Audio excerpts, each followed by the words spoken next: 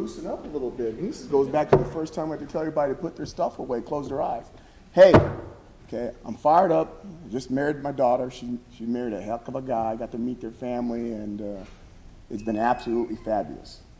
I just got off the plane, a little tired, but I'm ready to give you the best that I've got left until I get to practice today. Okay, so it's going to be a heck of a year. Second time around in the conference, got a lot more knowledge. What questions do you guys have for me? Yes, sir. Go ahead. Coach, how do Sorry, overstepped my bounds there. I got you. You talked about another year, but how do you break down a fall camp for you? You know, it's just like raising your children. And some of us has had that experience, some of us didn't.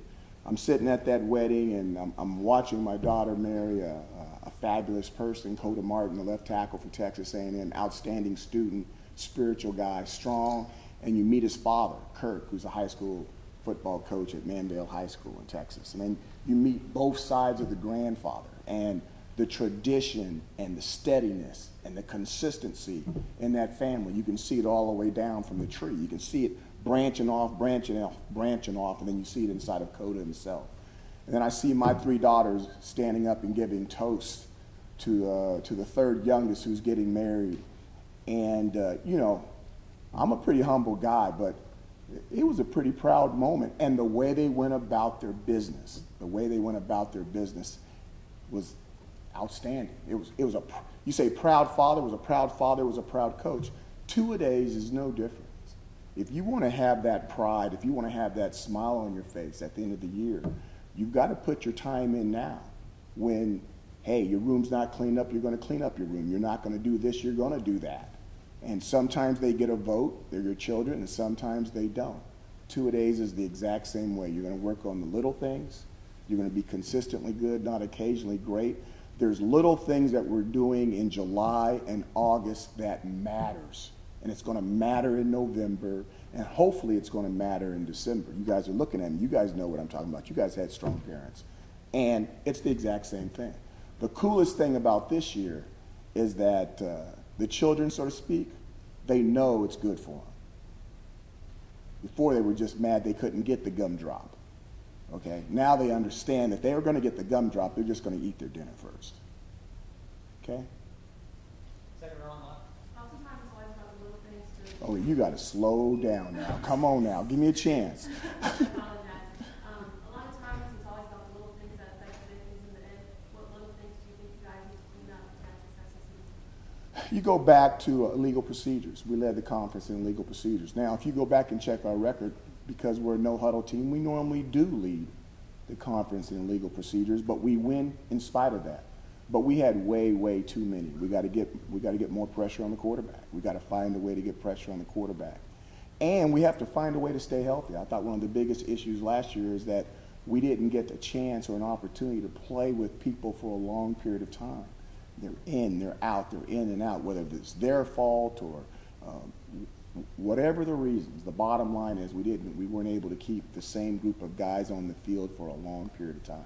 And we need to be lucky in that department. We need to be lucky. We're not deep, but we are good on the top. And if we can keep some of those good players around for a long period of time, it's going to give us a better opportunity to do better. Okay? Second round. All right. What's the biggest improvement you What's your name? My name's Karthik Venkatraman. Say it again. Karthik Venkatraman. You get best dressed. Hands down. Really, that goes to me. Go ahead. Anyway, my name's Karthik. What's the biggest improvement you feel you've seen in Eric Dungy since last year? Just his calmness. He has a peace about him. He ran something by me the other day, and it kind of, he might have said it before, but it never struck me, never stuck to the other day. Now, I don't know if this is exactly right, but he said something to the effect that he's never had the exact same offense 2 years in a row since high school. He said even in high school, he's never had the same offense 2 years in a row. So this will actually be, and he only got 8 out of the 12 games, this will actually be the first time that he's ever gone into his second year with the exact same offense. And when you look at him sometimes, last year I thought there was an uneasiness about him. And I think there's some peace to him right now, that he's coming back into this thing.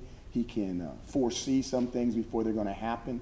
I want him to be able to anticipate a call before he even comes in the game. I mean, I want us to start to signal the call, and he turns away, and, whoa, he already knows. He's finishing our sentences. You remember the way Nancy Reagan was finishing Ronald Reagan's sentences when she was in the White House? Oh, you got to Google it. You got to Google it. So you guys are missing out on all the good stuff. You got to Google that thing. It was outstanding. Well, it's the exact same way. When he starts finishing sentences for us, like we've been married a long time, we're going to have a good opportunity to win. Nico. Coach, good to see you. Good to see you, Nico. These first couple days of camp, practice today and tomorrow, what do you specifically look for as things really get going? I know there's been off-season lifting and whatnot, but the first two real practices, anything specific you look for? Really don't want to do anything major. You want to make sure the guys are warmed back up. I want to say they had a 10-day break. And although I know they all did exactly what they were supposed to do and went to bed early, we just want to make sure that we warm them back up. They're going to get 2 or 3 days to get acclimated, and then we're going to get going. So it's just a little warm-up phase. It gives us a good opportunity to look at our freshman class really for the very first time. So I think those are going to be the main things that we're going to concentrate on early outside of the football part of it. You always talk about the hippos and the elephants. No doubt. You lost one of each, at least for the year this offseason, Stephen Clark and Aaron Roberts. How does that affect what the team can do this year and how you're kind of approaching preseason camp? You know, to me, the coolest thing about football, I say this all the time, is that 2 things. A, you're allowed to hit the best player on both teams, you know, and you don't get penalized for it. You don't get fouls for it. You can't foul out. That's the best thing about football. And the second thing, well, you can foul out. And then the second thing is that when someone goes down, someone else is going to have an opportunity to step up. And being able to adjust and move the pegs around and put a triangle in a square, we do that sometimes in football. You can't yeah, you do. Yeah, we can, especially if that's all we got. So I think that's part of it. And every football team goes through it. It's unfortunate. Especially for Roberts, but the one thing is that we'll turn that negative to a positive. You know, he'll get an opportunity to come back. We'll get that year back, and he'll be with us when we're playing Notre Dame over there with Touchdown Jesus, and it'll be awesome. So we turn negatives into positives. Everything happens for a reason. I'm sure it's going to work out in the end. Do you think he'll get a 6th year, or just he'll come back for the 5th? I think he'll. Well, we'll see. His first red shirt was just, I know you weren't here, but it was just elective. It wasn't injury-based, right? I can't remember. We're going to go back and check the notes. To be continued. Second round, right? Check the shirt. Coach, how would you describe this year's team dynamics compared to last year and the teams that you've coached in the past? You know, we haven't seen this year's team yet. We're going to get the first opportunity to see it this year on the field. You can't talk about the 27 Orange without including the freshman class. So we got an opportunity to see 3/4 of the team in spring ball. We think we're off to a good start. The team is going to finalize during 2-a-days with the freshmen. We just don't have enough numbers not to include those guys into the things that we need to do during the season to have an opportunity to win. All right. Coach, everyone always talks about the offense and the numbers you put up, but what changes do you want to see on the defensive side of the football this year? Well, we need to get more stops. We need to get more turnovers. We got to get pressure on the quarterback. People are saying, hey, you can't do this, you can't do that. There's not really, in my opinion, there's really not that many good quarterbacks in college football. And there's a lot of quarterback coaches, but I'm going to say some coaches are better than others. And I think that you can, if at this stage of the game, you have to be able to, with the quarterbacks that aren't seasoned, you have to be able to test them. You know, I'm not talking about the guy from Louisville. I'm not talking about Deshaun Watson. I'm not talking about those guys. Those guys are outstanding. But for these other young guys that are getting started going around for their very first time, we got to be able to test them. And I'm going to tell you right now, I'm not going to talk about my guys, but there's a quarterback in Middle Tennessee that is the real deal. He's a coach's son, and he is the real deal.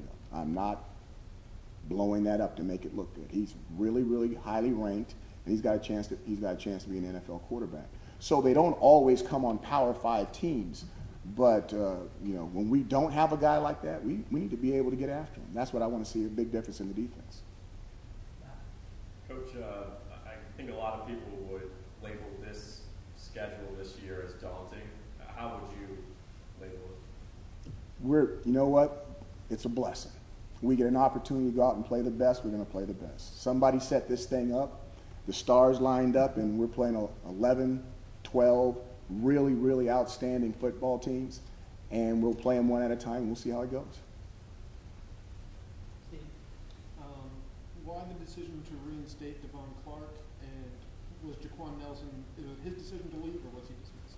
I'm not going to talk too much about that thing. The bottom line is this. I think if everybody deserves a second chance, unless it's one of those things where you don't get a second chance for it. And I'm not trying to be short with you. That's just how it is. So did Jaquan Nelson have a second chance? That's all how I'm going to answer that. Okay? Second row on the right. Coach, what's your focus for these first couple of coming home practices? What do you want to see from the team? I really want to see the guys go through and start with the little things. We talk about that stuff all the time, but it's going to show up. We need to line up right. We need to step right. And here's another thing.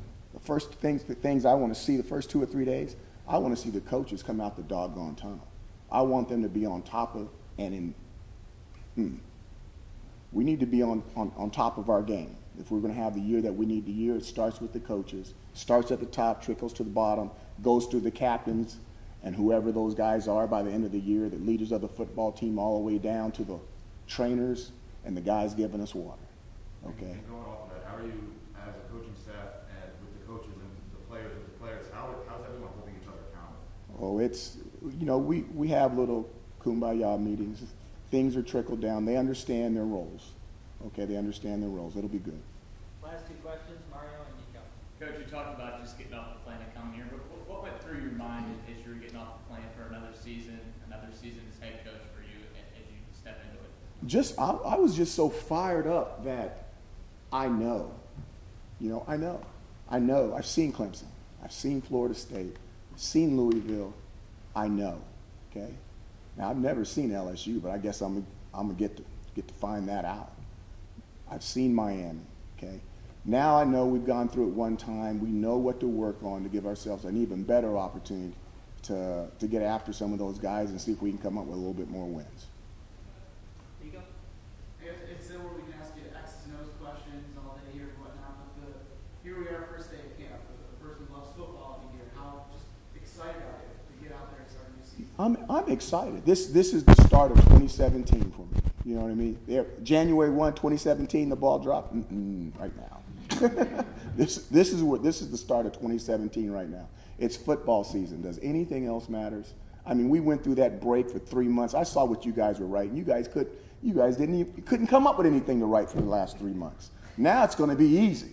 It's going to be easy. It's football season. Everybody's going to read it. Everybody's clicking in. You guys will get all kinds of hits. Life will be good around here again. How about that? Thank you guys so much. Got to get going.